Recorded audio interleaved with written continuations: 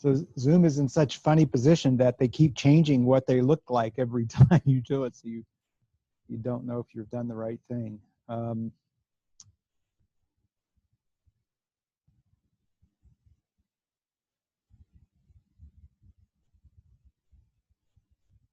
So can you guys see the screen? Yes. Yep. Okay, good.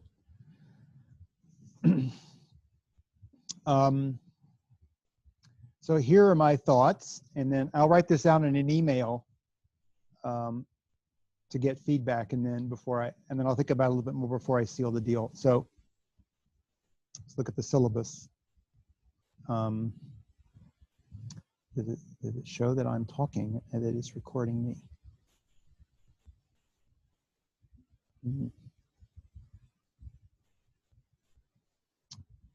How do I know? Let's see. Okay, pause. I don't want to pause recording. Okay, so it looks good. Okay.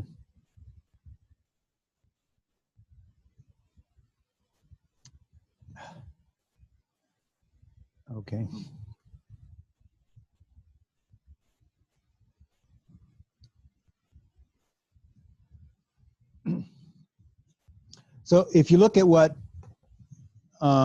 everyone else has covered in 566 over the past few years, I actually get to the end of what is normally covered on Thursday, which leaves me 1, 2, 3 more lectures. So I'll talk about that in a minute. But what I'm thinking about doing is you can see that the lecture or the exam is scheduled for the 23rd. What I'm thinking about doing is moving that to the 30th. And then you take that exam, and then you will have a provisional grade by the last day of class. So then the total course grade will be decided on 2 exams, and presumably by that time 10 homeworks, of which we'll keep the top 2. Top 8 will drop the bottom 2. And then you can sit back and say, I'm okay with where I am, and that will be your grade. On the other hand, if you don't like where you are, then I can give a final exam on May 13th, and then you can use that to change your grade. I suspect there won't be many people in that position, but you'll have the opportunity to think through that. And then also you'll know your grade, what it would be on May 5th or 6th, whatever that when you have to make the decision, so that you can also make the decision whether to keep yourself as a student that receives a letter grade or a student that goes to pass-fail. I'll change the syllabus to say this, but the executive committee has voted that a grade of pass will satisfy the grade requirements for 566 for this one time only. Normally we require a B for 566. And so that's one thing. And then, so then the 16th of April will be the last day of material that will be on exam 2. So then I'm thinking about what I'm gonna do for the 3 lectures on the 21st, 23rd, and 28th. And I'll give you homework assignments that are associated with those 3 lectures. And I'm trying to think of a good topic to cover. So I have 2 in mind, but if you have others in mind, then I'm open to it. One is to look at sort of a continuation of the theoretical development of other tests, like the chi-square tests and analysis of variance tests. Those are both based upon the multivariate normal distribution and the central limit theorem. The other thing I'm thinking about doing is giving you an introduction to generalized linear models. So that uses sort of regression type ideas. We're going to do linear regression today. In linear regression, the source of uncertainty is the normal distribution. But we know what likelihoods are, and so generalized linear models talk about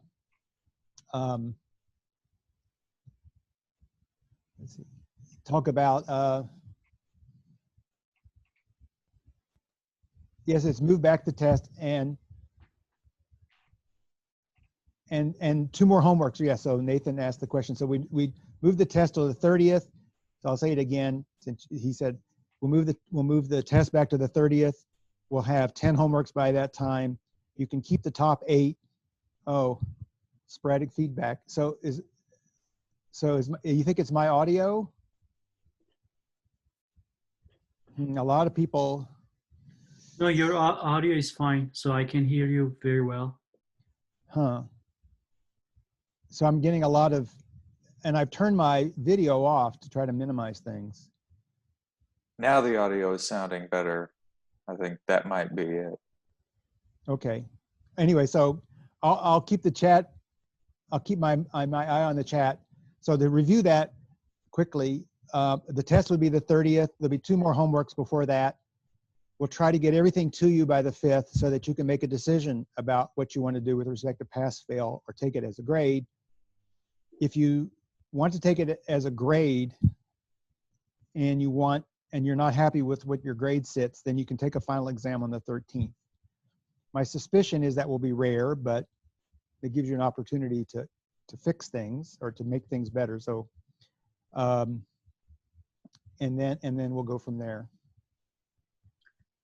My question is, like, for the pass-fail grades, does this gonna affect, like, in, for example, the master's program or certification program, you need to pass with a B, or you can pass? So for 566, and I'll reflect this in the,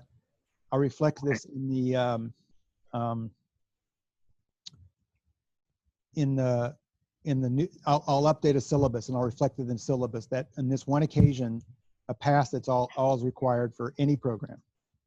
Okay.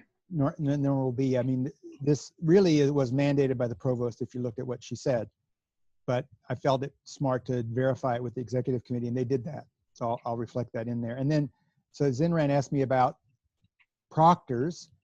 So, so what I'll probably do to deal with that is I'll put up a Google Sheet with a link soon, and for the test on the 30th. And then if you can take it at 12:30, fine. Some of you who happen to be in on another continent, 12:30 is not the best time. And so then for those people that do take it at 12:30, we will probably have 2 or 3 different proctors. Jin Yao will proctor, I will proctor, and maybe Melanie Bowman, the program coordinator, will proctor. And each of us will have a different Zoom address. And so that means that we'll proctor, 12 to 15 students each. And then when you get on, there are several things that you'll have to do. There's a program that unlocks your phone, but gives you a calculator. And then there's something called breakout rooms. So Zoom allows me to separate you all into individual rooms. And then then the 3 of us can watch what's going on and know different things. We'll know exactly how long you took on the test, and we can verify that your screen is clean and so on. So we'll do those sorts of things to try to maintain the integrity of the test. I'll probably have you sign an affidavit that says that you're maintaining the integrity of the test, like they do at other places which have an honor code. And then right after the test is over, you will upload the test to the assignment site. And normally we ask you to upload the exam on one PDF, but I'll just let you upload it one sheet at a time to make life simple for yourself. And typically what I'll probably do is just have, you can tell me, we can talk about this. I can either give you an exam which you download and then write on, or I can give you an exam which you can just download and then you write on sheets of paper. That might be easier for this case. It'd be harder to grade, but easier for you to deal with. So we'll come up with a proctoring protocol. I took a proctoring, an exam proctor tutorial, and I'm going to probably take another one, and then we'll get to the level where the proctoring will be pretty tight. For the final exam, again, I don't expect many people, and so I can probably do all the proctoring for that. So that probably answers the proctoring questions.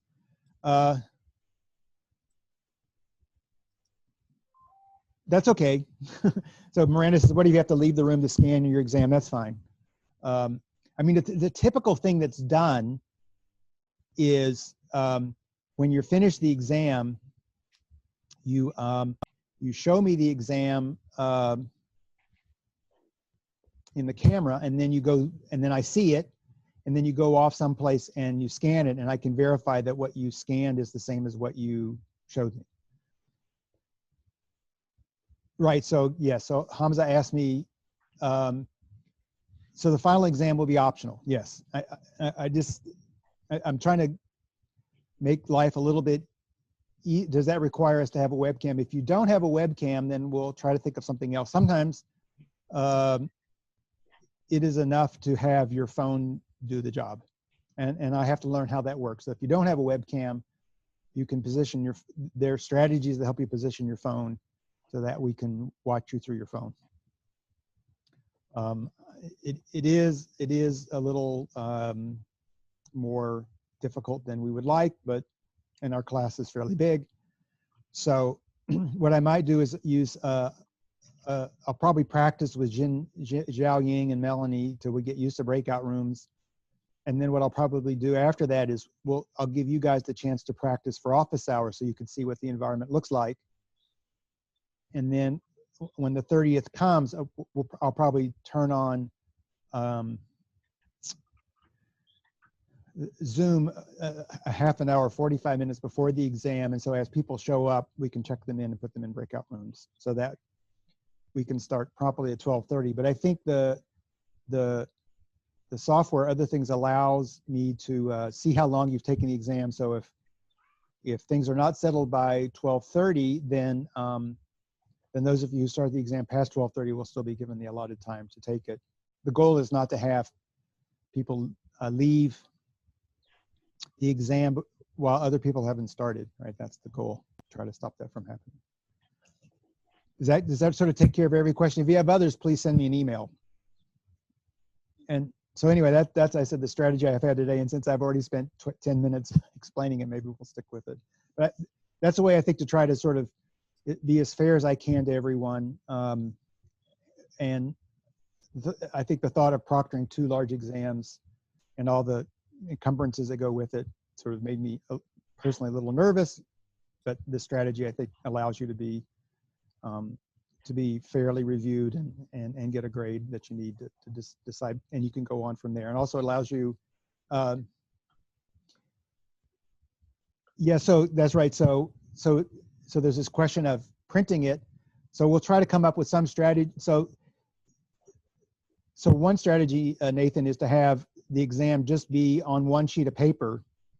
So then you just have to print that one sheet of paper, and then or you can look at it on your screen, and then you could write down your answers on white paper or lined paper. So that, and I'm going to ask other people who've taught other graduate courses what they've done to see what makes the most sense for them. The exam 2 will only be, it won't be comprehensive. So there won't be a comprehensive exam. It'll just cover the information after exam 1. And Zhao Ying and I will try to work up a set of problems that come out of the textbook and maybe other places so that you have something to practice on before you get to exam 2. Okay, if you have this sudden thought in the middle of the lecture that you have a question about the way things are going, let me know and I'll deal with it, or again, send me an email, and I'll probably wait the rest of the day before I send an email out to everybody else, just to make sure that this strategy settles down and I don't think we need to make major changes. Okay, now the more fun part, we get to talk about statistics. I can get this to get out. Do I have to share the screen again?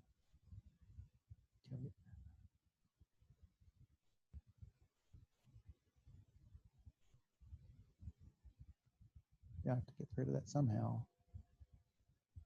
Okay, so I want to do 2 things today that are a little,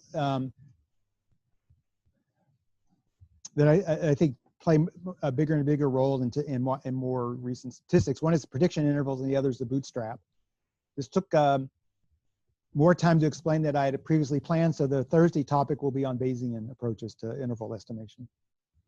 So we're going to look at prediction intervals, and then I'm going to focus prediction intervals on the place where it's used the most at the most elementary level. That's in linear regression. And then I'll give you the philosophy behind the bootstrap, and I'll give you one example for the bootstrap, and I'll compare it to the delta method, which is sort of an alternative that we have in an example that I created yesterday.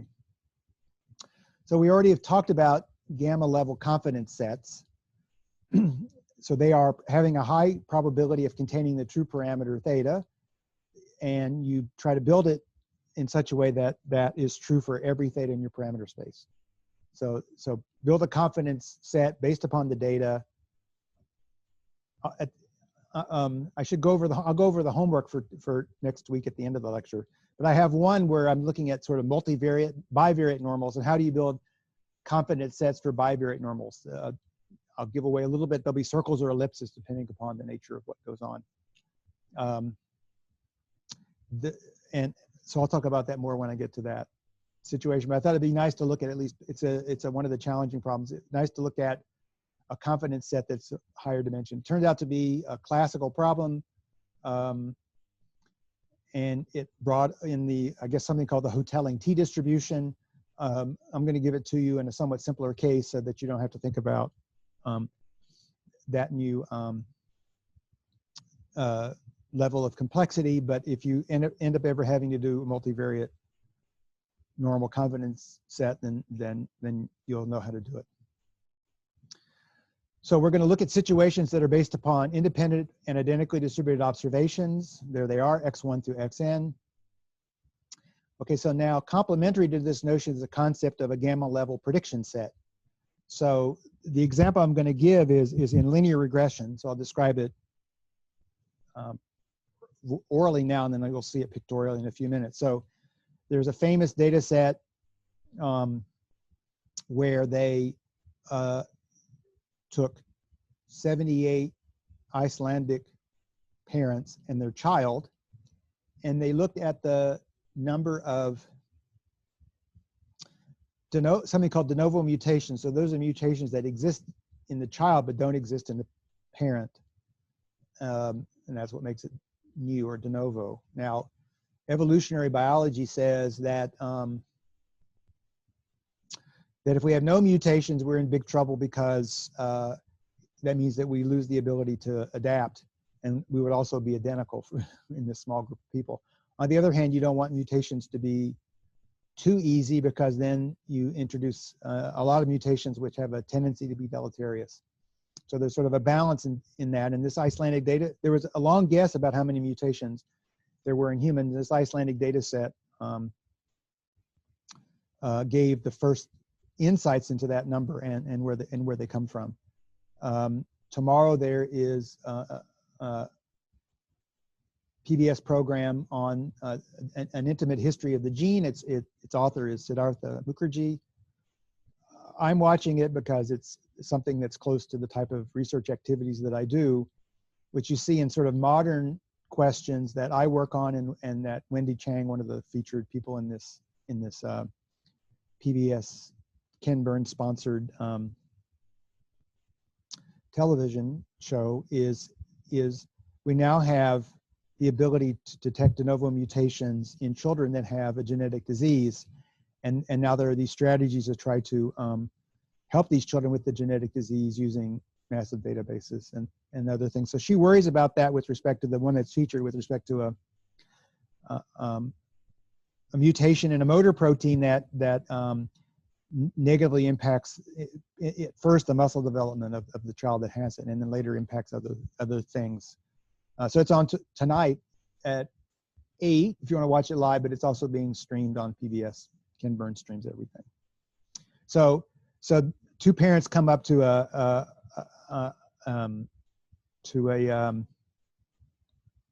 genetic counselor, and they say, you know, we're going to have a child, or we want to have a child. How many mutations should we expect for this child?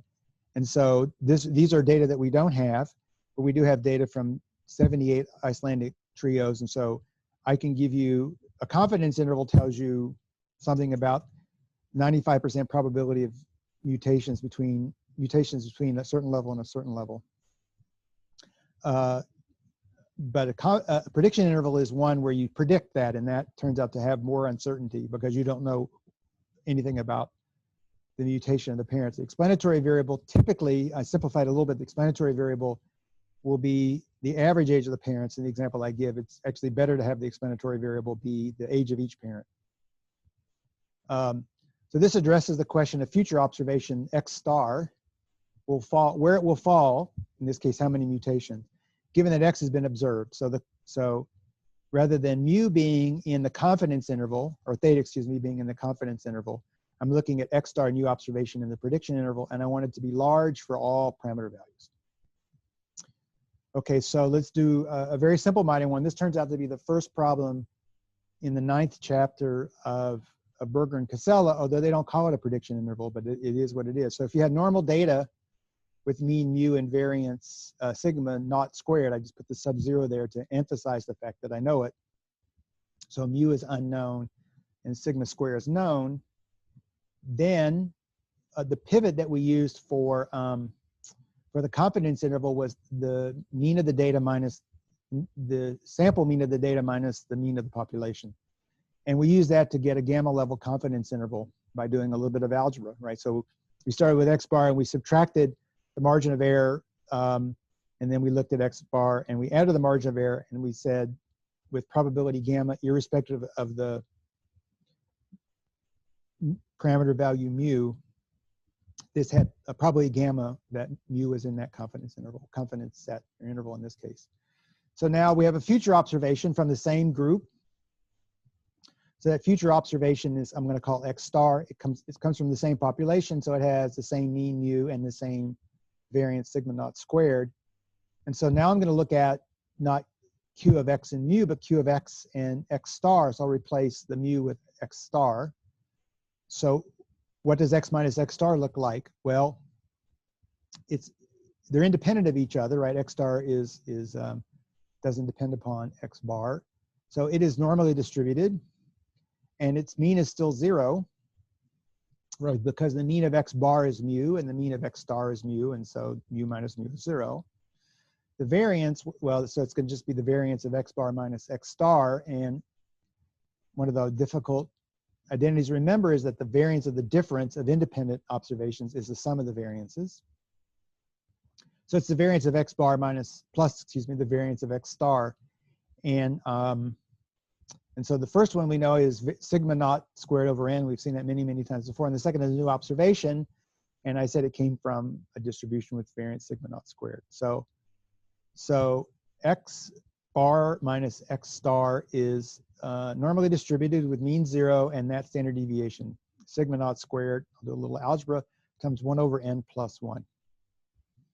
So that gives us the standard normal, right? I take X bar minus X star. That is mean 0, and then I divide by the standard deviation. So I take the square root of this sum here, and I can pull out the sigma naught squared, and I get 1 plus 1 over n. So that's going to give me the basis for a gamma level prediction interval. And so now the sigma naught, the 1 over the square root of n gets replaced by a 1 plus a 1 over the square root of 1 plus 1 over n. So it's a wider prediction interval. So that's the sort of the simplest way to create a prediction interval. Now, what the question is in Berger and Casella is, given the prediction interval, given the confidence interval we see above, what is the probability that the new observation fits in the prediction interval? So, so the width of the prediction interval is given to you, and you can work with the normal distribution to find the probability that it's in that interval. Okay, so the place that I see it the most is in ordinary linear regression. So I'm going to spend a fair amount of time talking about that and developing some of the formulas for that. This got me into a little bit more trouble than I'd planned, so I'm going to leave a couple of the computations to you. And it's the first challenging problem. So here are our data: x1, y1, x2, y2, up to xn, y1, and the explanatory and the response variable. And our model is that the yi, and maybe you should have written capital Y's here, the yi is alpha plus beta xi plus some error term. That's what epsilon means. Then the variation that y has from perfect linearity are independent random variables, mean 0, and the variance sigma squared is not known. So we're going to see a lot of the t distributions instead of normal distributions when we do things. So the estimator of the slope is the covariance over the variance. So the first thing I want to show you is that estimator is unbiased. This is something that's generally true. I don't have a good exception in my mind. So you see, so X is known, right? Those are the explanatory variables, and we set them. We know the age of the parents in this example from Icelandic trios and mutation. Y is what's not known. So that expression, the covariance of XY over the variance of X, is linear in Y. And so in those cases, we can expect that the estimator is unbiased. So let's go through that. So the epsilon i's are independent, and they have mean 0, so that's all that happens there, and that's irrespective of whatever the model is, alpha for alpha and beta. And so the expected value of the yi's, well, yi is just alpha plus beta xi plus epsilon, and there are 3 terms there. The first 2 are constant, so their expectation are just what you see written in front of you, and the epsilons have a mean 0, so that tells me that the expected value of yi is alpha plus beta xi. So on average, the observations lie on the regression line. And then the linearity property of expectation, right? So I would sum up the yi's and divide by n. I would sum up the xi's and divide by n, and I would use the linearity of expectation that says the expected value of the mean of the y's is alpha plus beta times the mean of the explanatory variable, the x's. So taken together, the expected value of yi minus y bar is, well, I just wrote those 2 expectations down, alpha plus beta xi minus alpha plus beta x bar. So I'm just copying down the expected values for yi and y bar that I had in the previous 2 lines, and then the alphas go away, and I just have beta times xi minus x bar. So when I get to doing covariances, that will be the most important thing that I have to compute. Okay, so now it's time to show that the beta hats form an unbiased estimator. So I have the expected value given alpha and beta of beta hat, and I'm going to have a couple of lines of computation, and the last thing that I should see is equals beta, right? That's what it means for it to be unbiased. So let's do that. I've done a little bit of work to get myself to this stage, right? The variance of X is a constant with respect to these data, so I can factor it out of the expectation, and it appears in the denominator here, just like it appeared in the denominator before we took the expectation. And then I'm going to just write down the covariance, so that gives me a factor of 1 over n minus 1, which I put in front of the variance, and then I write down the expected values of the expression that's used to compute a covariance. So the sum on I of xi minus x bar and yi minus y bar. Okay, and I can again use linear of expectations to move the expected value through that sum and then take the xi minus x bar out of the expectation because it's constant. So now it's just the expected value given parameters alpha and beta of yi minus y bar. But that's what we did. We found out higher up on the page that was beta times xi minus x bar, so I'll make that substitution. And lo and behold, it's just going to disappear before your eyes, right? So the sum of xi minus x bar times xi minus x bar is just the sum of xi minus x bar squared. If I divide that by n minus 1, that's the definition of the variance of the sample. So I now have a variance of the sample in the numerator and a variance of the sample in the denominator. Those cancel, and I'm left with beta. Okay, so beta is an unbiased estimator. Okay, the next thing I'm going to show you is what its variance is, and that will actually help me build a confidence interval for the slope. So we'll look at this in a minute. What the R output will do when you do a linear regression is it will give you estimates for each of the coefficients, the slope and the intercept. and then it will give you a standard error of that estimate, and it will also give you a t-statistic where the hypothesis is a two-sided hypothesis that the coefficient is 0. So we'll see how that works. So I'm going to use the fact that y minus beta xi is alpha plus the expected value of xi. And then I'm going to do things that's a little bit mean. So beta hat is that expression almost. So it should be it should be xi minus x bar times yi minus y bar. Now, if you think about it for a minute, I could also compute the covariance by having just xi minus x bar times yi. I don't need to have the y bar subtracted from that, and you'll see that with some regularity in there. Why? Because if I look at the term that has the y bar, then it's the sum on I of xi minus x bar times y bar, but the sum on xi minus x bar is 0, so there's no contribution from the y bar part. So it seems less symmetric when you look at it at first, but you actually don't have to have the y bar in there to create the formula for the covariance. So I just put alpha minus epsilon I in there to save myself a little bit of work. And now I just pull out a bunch of the stuff from the linearity or the properties of variance. So the properties of variance say I can square things, so I get a 1 over n minus 1 squared, and I get a variance squared. And then if I move the linearity inside the sum, I get an xi minus x bar squared because it came out of the variance.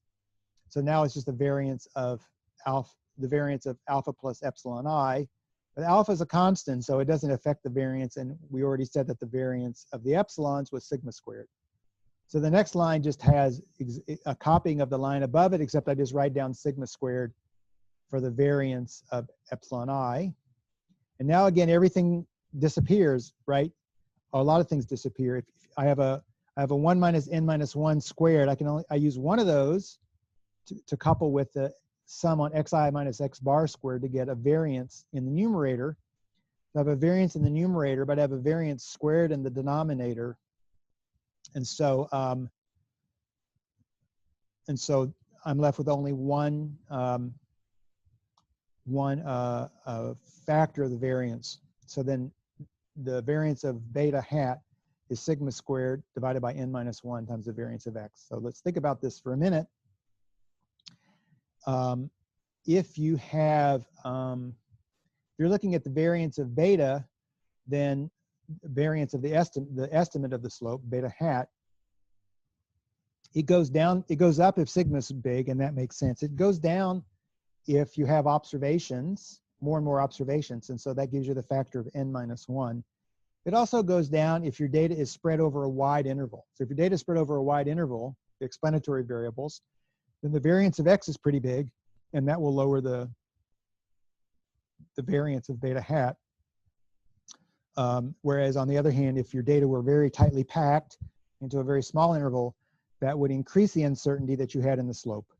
So both of those things make sense, at least to me, as an intuition of why the variance should go, the variance, the estimate of the variance of the slope should go down with the number of observations and go down with how far the data are spread out. Okay, so generally the standard deviation is not known. So if you look at the variance of the residuals, then if you divide through by n minus 2, and we have to do a little bit more work to get this n minus 2 than we did with the n minus 1 we got for just the variance of the sample, we can see that that's an unbiased estimator of sigma squared. It has 2 degrees of freedom less than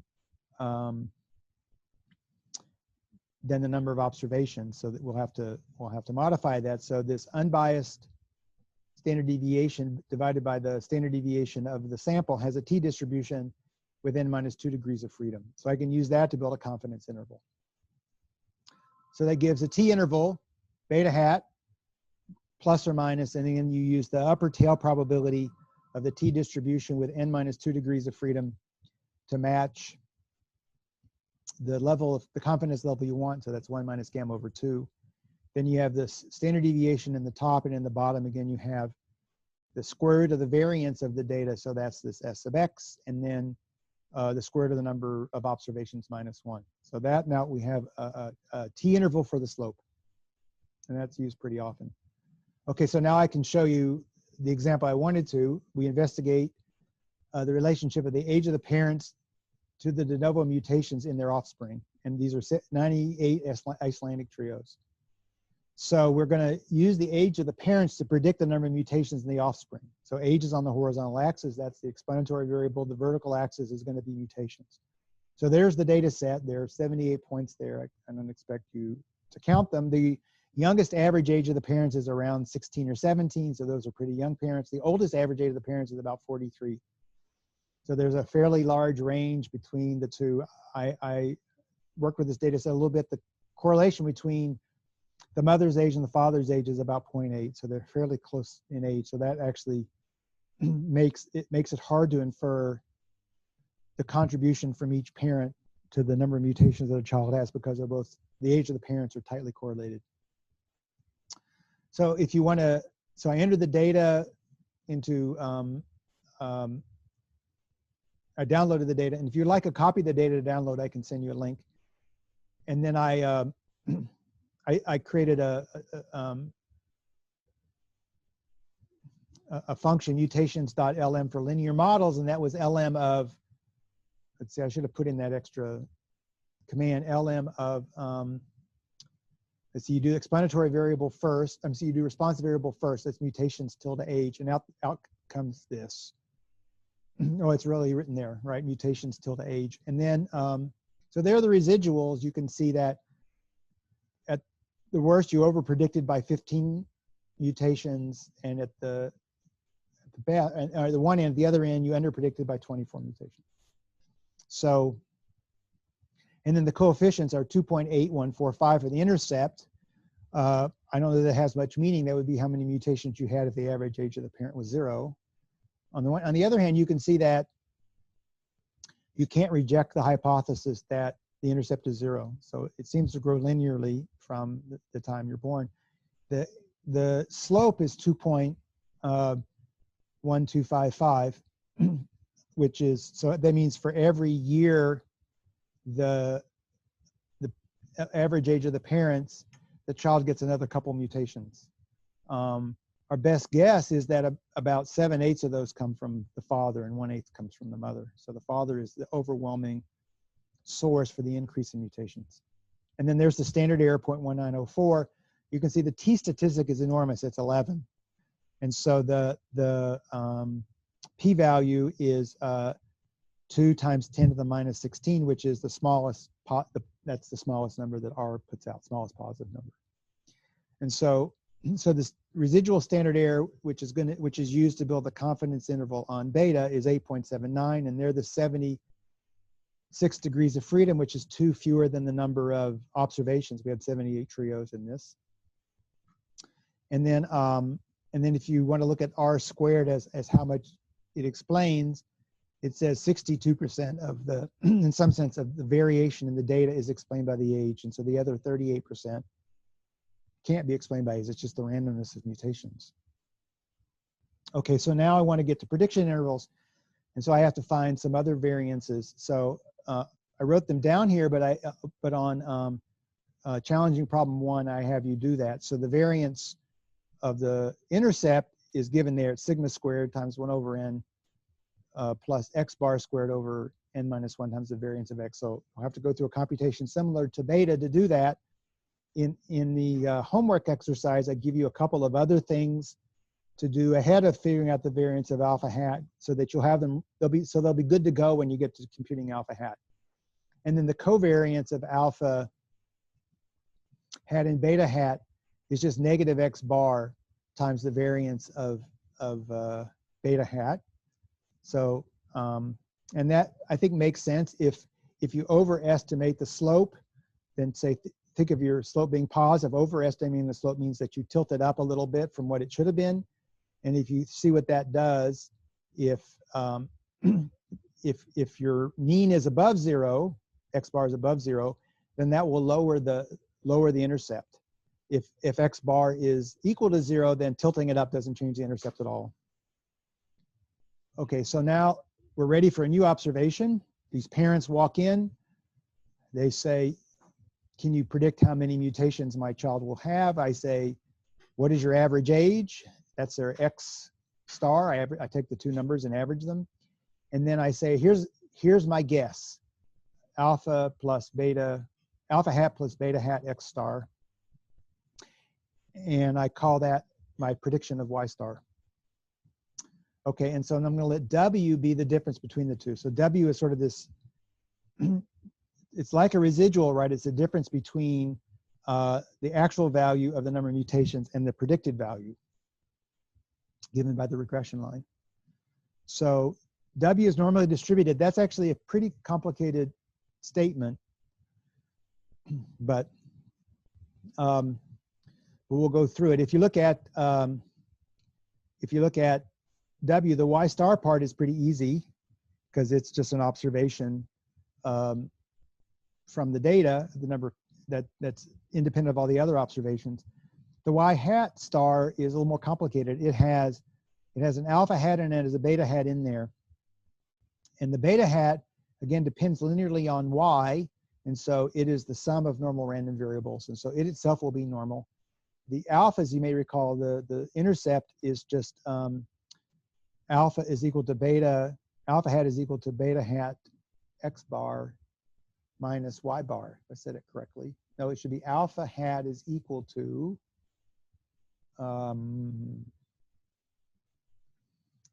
Y bar minus beta hat X bar.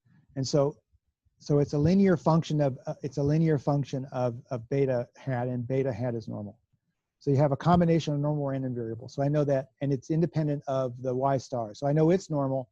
So W will be normal, and I can use that normality to create a T statistic for the prediction interval in the end. Okay, what does its mean? Well, so it's just the mean of Y star minus Y star hat. That's the definition of W. And I'll just put in the definition of Y star as alpha hat minus beta hat X star. And I showed you that beta hat hat is the unbiased estimator of beta, and because alpha hat is linearly dependent upon beta hat, it is also an unbiased estimator, and so I just get the expected value of Y star.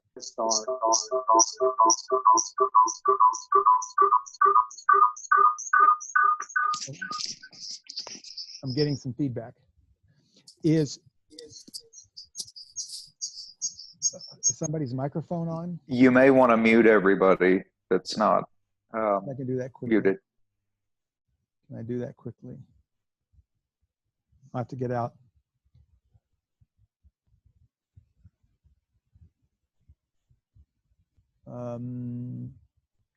I think the one that was unmuted muted himself, so it's okay now. Okay, yeah, you seem fine. So we'll go back to our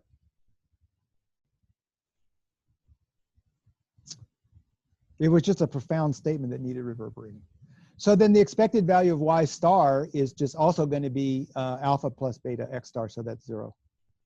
Right, because it is just obtained from putting, it is just alpha hat plus beta hat X star, and the expected value of that is alpha plus beta X star, because again, alpha and beta are unbiased. So for the variance, notice that Y star and Y hat star are independent. So the variance of Y star is easy. It's just sigma squared, because that's just the variance of any observation. It's based upon an epsilon star. The variance of the Y stars, I'm going to have to do a little bit more work. So look at the top, you see that Y star, excuse me, is, oh, that should be a Y star hat there. So Y star hat is an alpha hat plus beta hat X star. So I'm going to have to use the property of the variance of a sum. So the variance of the sum is the variance of the first term, that's the alpha hat, variance of alpha hat, times twice or plus twice the covariance of the product of the two terms. So that's the 2, and then there's an X star that is multiplied against the beta hat. So covariance is bilinear, so it's linear in the second argument. So I can pull the X star out, and then it's the variance of the last term. So I'll get the variance of beta hat, and then since there's an X star there, it comes out as an X star squared. Okay, so if you go to the top of the screen, you can see that I did or at least announce the variance of alpha as 1 over n plus x bar squared divided by n minus 1 times the variance of x. And then the covariance is negative x bar times the variance of beta. So I have the negative, I have to multiply that negative x bar times 2x star, and that was what gives me the negative 2x bar x star term in the numerator. The denominator is just the variance of beta. And then I have this x star squared for the last term. Okay, so now if you look across, the denominators are the same for the last two terms. The numerators have an x bar squared minus 2x bar x star plus an x star squared. And so that's just the expansion of x star minus x bar squared. And so I'll just make that combination. So that's the variance of y star. And so again, let's look at what that says if you're these parents and you're asking a question. So the more data that I have, the better, the smaller my prediction interval will be. The more variance in the ages that I have among the parents, the better my prediction interval will be. That takes care of the things that are not better, meaning shorter. On the top, if the parents come in, if they're right on the average age, they don't add anything to the prediction interval. If they're very old compared to the average or very young compared to the average, then my ability to predict is not as good. In some sense, the contribution to the variance is happening mostly, or the reduction mostly from the elements that are nearby, and I have more nearby elements if I'm in the middle. It gives me more information, and it helps me reduce the size of the variance. Okay, so now this says that if I'm given x star, the average age of those parents, and I want to predict the number of mutations in their offspring, then it's normally distributed with alpha plus beta x star. And then there's the variance. Now the first term comes from the variance of the y star, and the next two terms comes from the variance of the y hat star. So now I have all I need to build a prediction interval. So we have the estimate for the variance of beta for sigma squared from earlier on, and I'll use that to give me a two-sided prediction interval. And there it is. So the center is going to be at alpha hat plus beta hat x star, but I used alpha hat and beta hat to estimate alpha and beta, so I'm going to use a t-interval, and I use the same number of degrees of freedom that I used to estimate sigma squared by SU squared. So that's n minus 2, and then I'm going to use a gamma confidence interval, and that's just taking the square root of that observation for the standard deviation in the expression on the top line and replacing sigma by SU. Okay, so that gives me my 95% prediction interval. So let's look at this one particular example and see what I learned. So there's 78 parents. The intercept was 2.8154. The slope was 2.1255. The mean age was 28.43. I need that. Okay, I'm going to do a 95% confidence interval on this data. So I have 76 degrees of freedom, and I need a 0.025 upper tail probability for a 95% prediction interval. So that's 1.99. I got the standard deviation from the R output to be 8.97, and then the variance in the ages is 27. So I just put all that information into the prediction interval. So there I use the alpha and the beta, and here I use the upper critical upper critical probability, the probability for the upper critical tail distribution, and then I multiply it by the estimate of the standard deviation for the slope, and then 1 plus 1 over n is just 79 over 78, and then I just plug in all the values that I had there, right? X bar is 28.43. I don't know why it changed. Oh, I did 4311. I got rid of some of the significant digits. 77 is n minus 1, and 27.6850 should be 50 is the variance of the data. Okay, so now I'm going to just draw the upper and lower curves for the de novo mutations for 95% prediction interval. And it was less dramatic than I hoped for, but it is what it is. So the smallest prediction interval is 17.62 mutations for parents that are exactly the mean age of 28.43, and then it goes up after that. So there it is. That's exactly the same graph I had before, with the brown line being the regression line, and then you can see it's slightly curved outward from 28. The number of mutations goes up to 18 or 19 as you get to very young parents or very old parents. So that gives you the 95% prediction interval. If you want to do a 99% prediction interval, it would be wider, and if you want to do a 90% prediction interval, it would be narrower. So that's the way you predict, the process of going through that. So that is a companion to the confidence interval. Okay, so the second topic is the bootstrap.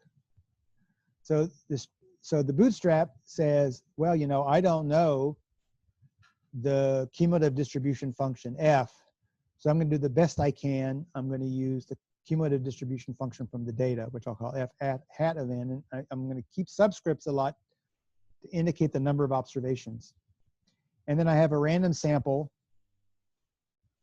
the simple random sample with the state space x, and I'll build from that the empirical cumulative distribution function, right? So it just says for every value of x, what are the number of observations? What are the fraction of observations below x?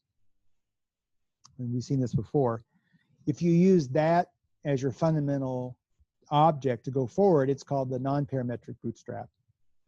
On the other hand, if you have a parameter that you're working with and you use your data to estimate the parameter, and you work with the cumulative distribution function that is taken from the distribution function using your estimate of the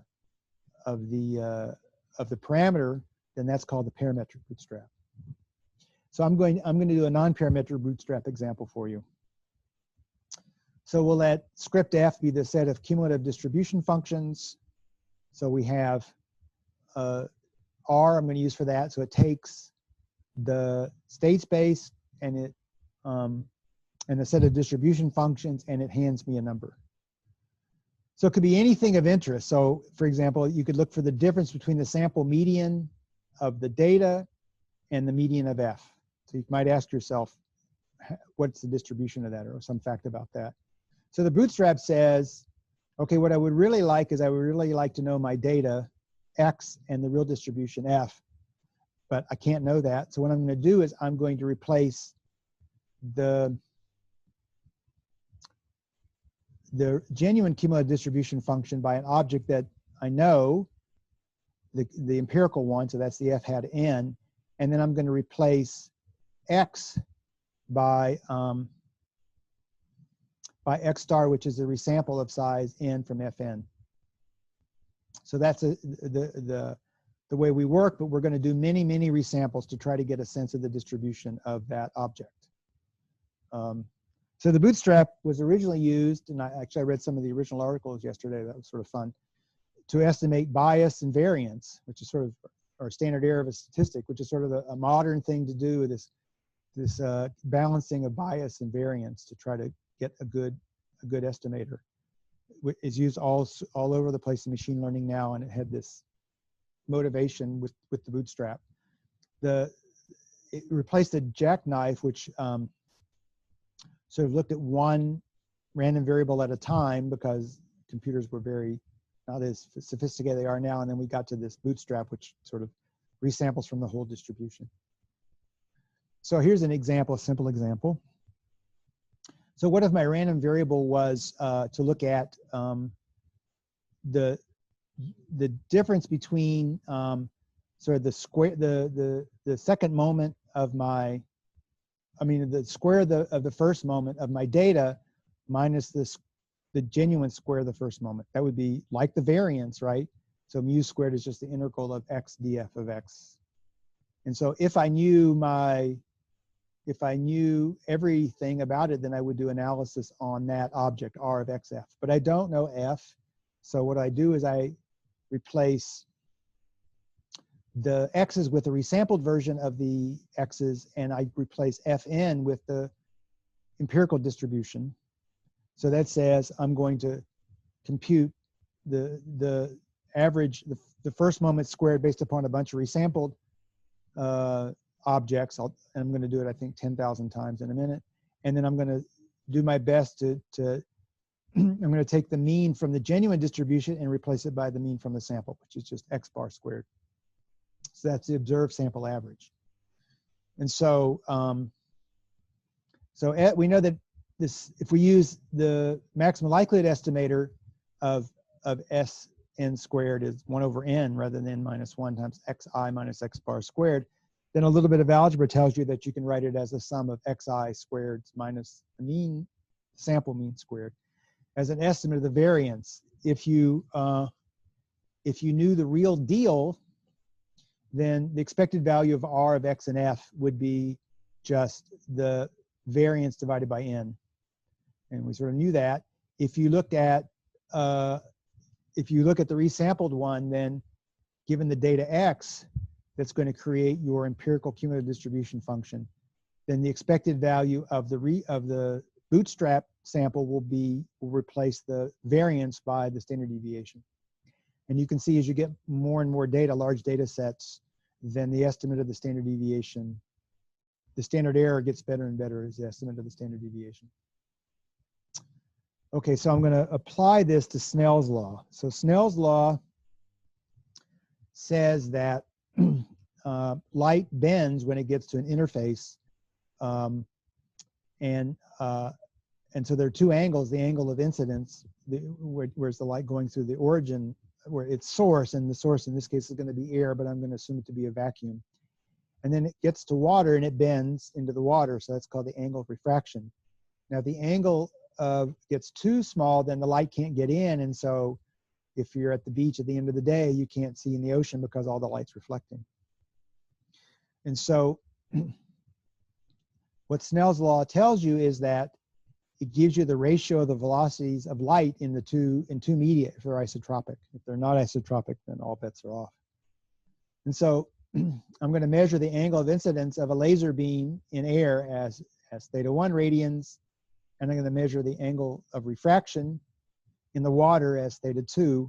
Then Snell's law says that the ratio of the velocities of light is sine of θ1 over the sine of θ2. So the angle in the water is going to, the angle is the angle from normal. So the angle in the water is going to bend, away from normal. So the angle will be larger in the water than in the air. And so that'll give me a number less than 1. So beta is the velocity of light in water as a fraction of the velocity of light. And I'm going to say a vacuum, but it's really air. So what we do is so I want to know this. So I'll make repeated measurements in radians of the angle of incidence in the air. I make 16 in the air, and I make 25 in the water because my ability to measure the angle once it gets in the water is not as good. So I make more measurements to make up for that fact. So here's some data for the angle of refraction, I guess, in the water. 16 of those. Is that right? Oh, I have. Oh, shoot. And then there's the 25. I guess the 16 are in the air and the 25 are in the water. And you see those numbers are smaller. And then if I had to guess what beta was, I would just average the measurements of θ1, and I would average the measurements of θ2. And I would take the sine of each of those and take the ratio, and that gives me an estimate for beta. So it says that light goes at 74%. It's the speed of light in water is about 74% of the speed of light in the air. Okay, how am I going to get a confidence interval for this? And oh, the way I did this, it took out the brackets. I'll put the brackets back in. So so I do this 10,000 times. I'm going to take 10,000 bootstrap samples. So there should be a bracket before the θ1 B, and that B means bootstrap. So I sample from the data θ1. I get a sample that's exactly the same length as the sample I had for the original θ1 data. So that's 25. So replace equals true. So with very high probability, I'm going to have multiple measurements that are the same. And then I do the same thing for θ2. I look at θ2 and then I resample θ2 times with replacement, and that gives me a bootstrap sample. So I now have 10,000 bootstrap samples of theta 1 and 10,000 bootstrap samples of theta 2, and that gives me 10,000 bootstrap estimates of beta, right? I did the same thing. I took the average of the thetas, of the theta 1s bootstrapped, and the average of the theta 2s bootstrapped, and I took the sines of each of those and took the ratio, and that's my 10,000 estimates, bootstrap estimates of beta. Now, since I take different samples at different times, I'm going to get different values of beta hat. So here's a summary. The smallest I get is 0.688. The largest I get is 0.781. The median is really right on top of beta hat. The mean is just a tiny bit lower. Okay, so now I want to see if I can, now I'm going to use this to build a bootstrap confidence interval. So I just put in a bunch of values for P. So that should be, 0.5 are divided by 100. So 0.5 and 0.995 are going to give me the 99% confidence interval. 1 and 99 will give me the 98% confidence interval. And 2.5 and 97.5 will give me the 95% confidence interval. So then I look at the quantiles for beta hat with those probabilities. And you can see that, say, the 99% confidence interval goes from 0.702 to 0.768. The 98% confidence interval goes from 0.705 to 0.765. And the 95% confidence interval goes from 0.710 to 0.761. So they get smaller as they should. So that's bootstrapping. And so save this number. The standard deviation is 0.01288. Okay, and there's a histogram. It looks pretty normal. I can see maybe a little skew in that, but it looks pretty normal. So that's what the bootstrap confidence interval looks like, or the bootstrap distribution of the bootstrap values of beta look like. So now let's do the delta method and compare. So the delta method says that beta is some bivariate, or it's some bivariate function of the angles theta 1 and theta 2.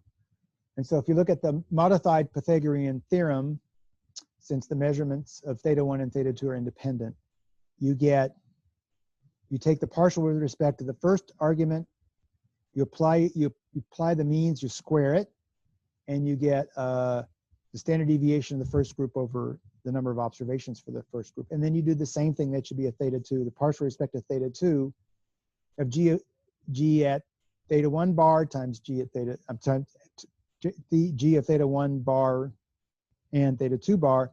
Now I square that, and now I divide it by S2 squared, the variance of the second set of observations, divided by n to the total number of observations in the second group. Okay, it was the sine of theta 1 over the sine of theta 2. So the first one is a little easy. The derivative of the sine is the cosine. The second one is a little tricky because it has a sine in the denominator. So if I differentiate, let's say sine to the power -1, I get minus the sine to the power -2. And so that gives me the sine squared in the denominator times a cosine of theta 2.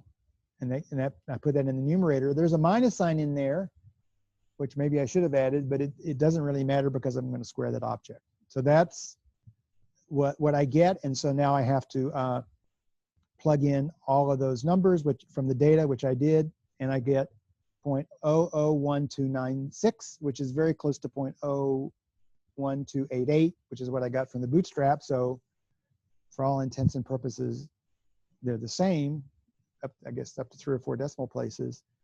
Here are the quantiles that gave me the confidence intervals for the bootstrap confidence intervals. And here I'm going to use the normal distribution with the same set of values to give me estimates for the confidence intervals using the delta method.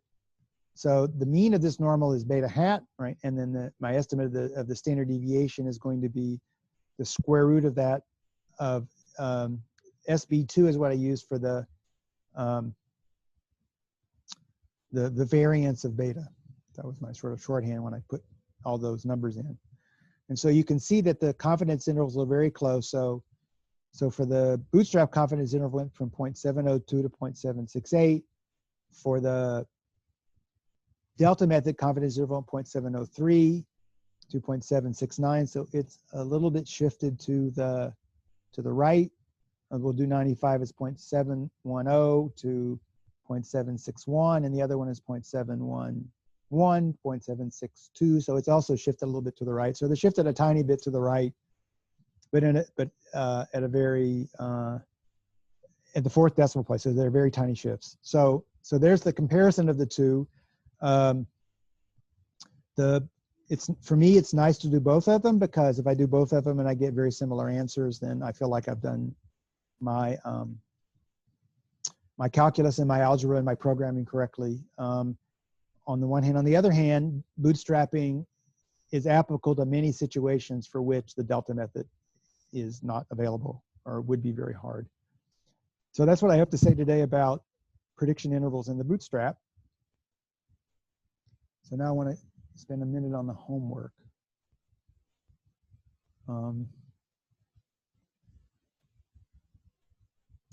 Oh, I need to fix that. So we have Bernoulli trials. Hoeffding's inequality for Bernoulli trials, I thought I updated that, says that the difference between p hat n and p being greater than epsilon is 2e to the power negative 2n, and that should be an epsilon squared. I thought I fixed that. Somehow I didn't upload. So you can create a two-sided gamma level confidence interval for p using that inequality. So that's the first one. That's just algebra. The second one is I have normal random variables with both, where both the standard deviation and the mean are not known. And then I create a statistic, xi minus x bar squared. So since mu is not known, then I have to use the sample mean. So I ask you, what is the distribution of t of x over sigma squared? And you'll have to think for a little bit about that. So go back to when we originally computed the unbiased standard deviation, and we talked about the distribution of that statistic. If you don't remember, then we'll go over that. And then you can use that to create a gamma level confidence interval for the variance without knowing the mean. And then the other one that I have is I have some beta alpha 1 distributions, and I ask you to show that negative the sum of the log of the observations is a sufficient statistic. That's not the typical one you would write down right away, but it's a one-to-one function of the typical one, and so that's enough for it to be sufficient. But it has a very nice distribution, and so so you can figure that out, and then I actually use that to find a gamma level confidence interval for A. The challenging problems are the first one is to fill in some of the computations that I didn't do in class. So I give a little bit to begin with. The variance of y bar is sigma squared over n. That should be very easy. That's just the average of the epsilons, the variance of the average of the epsilons. Then I have you show that the covariance of the mean of y's and beta hat is 0. You'll need that when you do the other computations. So then the variance of alpha hat is a more complicated expression, and then the covariance of alpha hat and beta hat is the expression that I showed you during the lecture. So that'll give you all the details to do the prediction interval. You've computed them all by hand. So that's the first challenging problem. The second one, oh, it didn't upload. Maybe you can watch me upload it now. Let's see.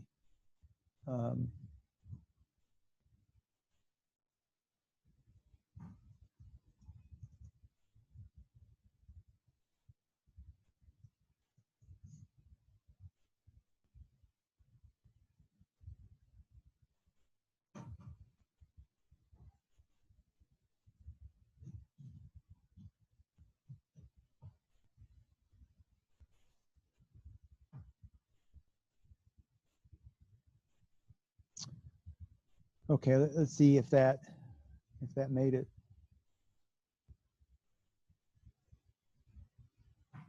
Yeah, so there's the epsilon squared. Okay, the second problem is I'm going to try to have you do a multidimensional confidence set. So you have n observations, but they're from a bivariate standard normal. So each of the components, Z1 and Z2, for each of these n observations is independent. So I ask you, what is the distribution? So you average the first observations, average the second observations, and square it. if I ask you, what's the distribution of that? So you'd have to think about it for a minute. And that shouldn't be a lot of work. Then what I do is I say, now you have x's, and they're independent bivariate normal random variables with a mean vector mu. So there's a different mean for each one. And then I have a covariance matrix. So so the x's may have a variance that's different than 1. And I ask for a gamma level confidence interval for mu. And I'll give a little bit of away. It's an ellipse, and you can tell me what the ellipse looks like. And then what I do is I have you repeat parts B and C, except now the pairs of random variables x1 and x2 have a correlation rho. And so then I have you repeat, that should be parts A, I guess repeat parts B and C with this covariance structure that shows correlation between the two variables. That will also give you an ellipse, but it'll be tilted. It'll be tilted in a positive direction if rho is positive, and tilted in a negative direction if rho is negative. I drew it this morning with rho equals to half, and it looked pretty good. So those are the problems to work on. So that's it for today, unless somebody has a question for me. Dr. Joe. Yes. Could you please also repost today's slides? Currently, you posted the ones which have like all the animations. Okay, like yeah, I'll fix that. I apologize for that. I know I changed something at about 11:45, and so I'll do that. I'll do that almost immediately. Thank you so much. All right, I can do that. Yep. Any other questions or yeah, Professor, could you go to slide 8? Okay, so let me go back to slides. See if I get away with this.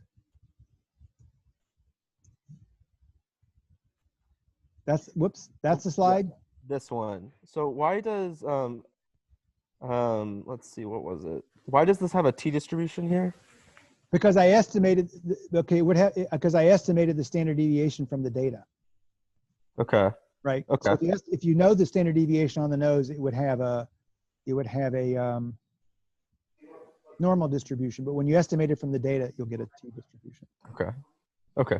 So maybe to go to the last one, I'll give a little bit more away. If you go to the last one, then the last problem, because I gave you the variance, the whole object is going to use the chi-square distribution, which is sort of the distribution that goes with the normal. But if you had to estimate the covariance structure, the distribution of that covariance structure has a name called Wishart.